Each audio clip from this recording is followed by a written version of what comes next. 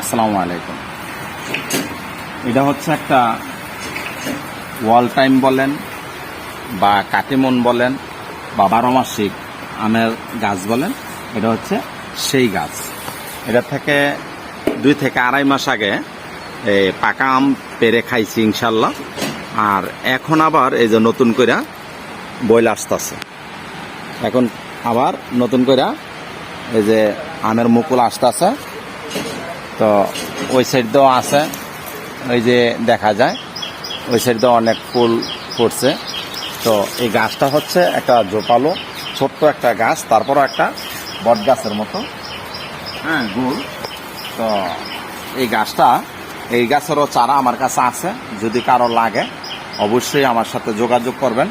এখন কিন্তু এই যে গাছে ভালো সাইজের মোটামুটি আম হয়ে গেছে।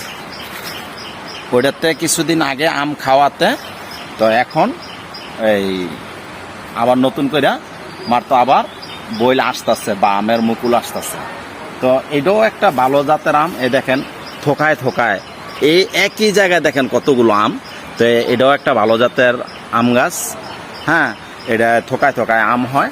তো আপনাকেও যদি এটার চারা লাগে অবশ্যই আমার সাথে যোগাযোগ করবেন। তো সবাই ভালো থাকবেন। আসসালামু আলাইকুম।